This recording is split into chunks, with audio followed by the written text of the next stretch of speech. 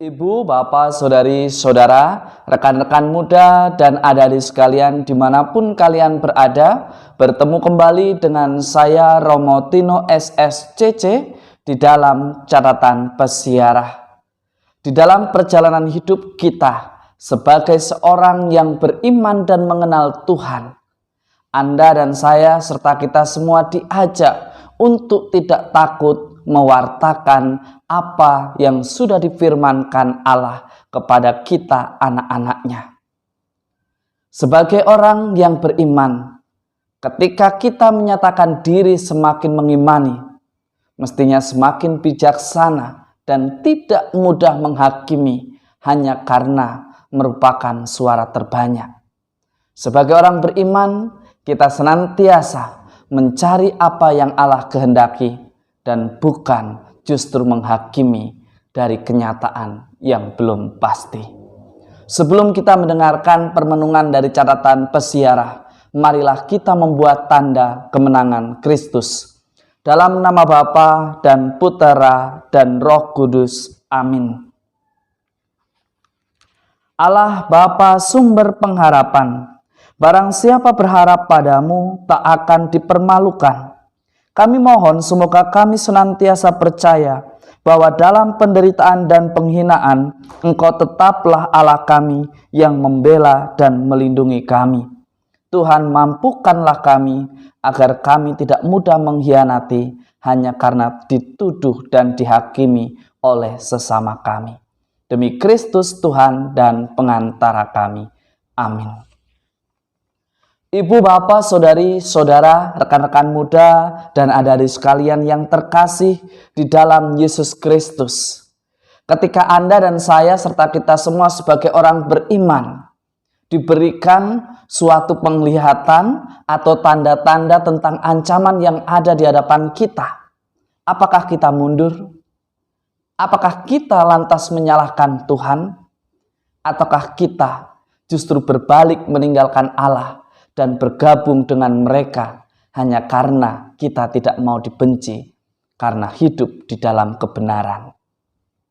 Yesaya, Yeremia mengajak Anda dan saya serta kita semua sebagaimana dikatakan di dalam kitab Nabi Yeremia. Kita diingatkan Tuhan semesta alam senantiasa menghakimi dengan adil, yang menguji batin dan hati kita. Yeremia tidak mendoakan sesuatu yang buruk kepada mereka, tetapi dia memohon agar Tuhan menjaganya. Dan Tuhan senantiasa menjaga setiap anak-anaknya yang selalu berusaha untuk setia dan dengan tekun melaksanakan tugasnya.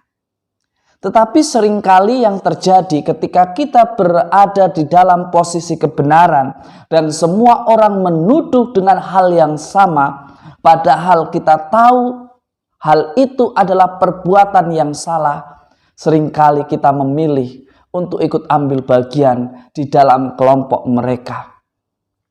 Bahkan tanpa segan-segan kita ikut-ikutan menghakimi, mengadili sesama kita, menuduh sesuai dengan mayoritas yang dituduhkan. Tetapi pada hari ini kita bisa belajar dari seseorang yang dikisahkan di dalam Injil suci menurut Yohanes. Seorang itu mengatakan dan mengingatkan banyak orang itu. Tidak adil bagi kita jika menuduh dan juga menghakimi seseorang dengan kita tidak memberikan kesempatan kepadanya untuk mengeluarkan suatu kata sebagai pembelaan atas perbuatan yang sudah dilakukannya. Nikodemus mengajarkan kepada Anda dan saya serta kita semua sebagai orang beriman untuk tidak mudah ikut ambil bagian karena hal itu sebagai suara mayoritas. Suara mayoritas belum tentu sebagai sebuah kebenaran. Nikodemus mencari apa yang menjadi kehendak Tuhan. ia berbicara dan menyampaikan apa yang dimaksud dengan kebijaksanaan. Kebijaksanaan sebagai orang beriman tidak mudah menuduh, tidak mudah ikut arus hanya karena begitu banyak orang menuduh dan menghakimi, lantas kita juga ikut menghakimi dan menyalahkan sesama kita. Seringkali tanpa kita sadari, hanya karena kita mencari aman, hanya karena kita mencari popularitas, hanya karena kita ingin melegalkan dan melanggengkan kekuasaan kita, lantas yang salah menjadi sesuatu yang biasa dan lumrah untuk dilakukan dan diikuti demi ambisi kita secara pribadi terpenuhi. Ibu, bapak, saudari, saudara, rekan-rekan muda, dan adik-adik sekalian yang terkasih. Orang yang mendengarkan firman Tuhan dan menyimpannya dalam hati yang baik akan menghasilkan buah dalam ketekunan. Bait pengantar Injil ini mau mengingatkan Anda dan saya serta kita semua. Kalau kita betul-betul sebagai orang beriman, kita tidak mudah menghakimi, tidak mudah mengkafirkan orang lain, tidak mudah menuduh orang lain berbuat berhala, berbuat yang tidak baik, berbuat jahat. Orang yang memelihara firman, dia akan menghidupi dan bertindak lebih bijaksana dan menjadikan kasih sebagai landasan dari setiap perkataan dan perbuatannya.